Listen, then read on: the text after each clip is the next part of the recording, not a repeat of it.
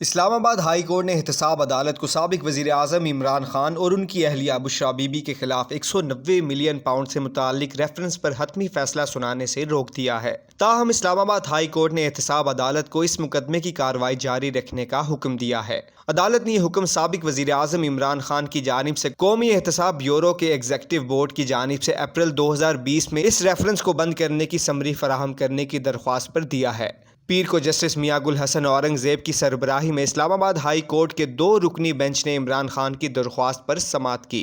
عدالت کو بتایا گیا کہ نیب کے حکام سے متعدد بار ایگزیکٹو بورڈ کے اجلاس کی سمری فراہم کرنے کی تحریری استدعا کی گئی ہے، لیکن انہوں نے اس پر کوئی کارروائی نہیں کی۔ درخواست گزار کے وکیل سلمان صفدر کا کہنا تھا کہ اس ضمن میں انہوں نے متعلقہ احتساب عدالت میں بھی درخواست دی تھی، جو کہ مسترد کر دی گئی ہے۔ عمران خان کے وکیل کی جانب سے احتساب عدالت میں چلنے والے 190 ملین پاؤنڈ کے مقدمے کی کارروائی کو روکنے کی بھی استدعا کی گئی، جو کہ مسترد کر دی گئی۔ عدالت نے عمران خان کے وکیل کو مخاطب کرتے ہوئے کہا کہ وہ عدالت کی کارروائی کا حصہ بنیں اور تاخیری حربے استعمال نہ کریں۔ اسلام آباد ہائی کورٹ نے عمران خان کی درخواست پر سماعت 21 اگست تک ملتوی کر دی ہے۔ اسلام آباد کی احتساب عدالت میں 21 اگست کو ہی اس مقدمے کی سماعت ہے۔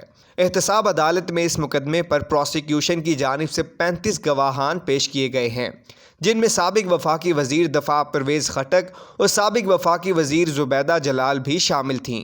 یہ مقدمہ اب حتمی مراحل میں داخل ہو گیا ہے اور اس مقدمے کے تفتیشی افسران پر ملزمان کے وکلاء کی جانب سے جرح مکمل ہونے کے بعد عمران خان اور ان کی اہلیہ کے وکیل اپنے حتمی دلائل دیں گے۔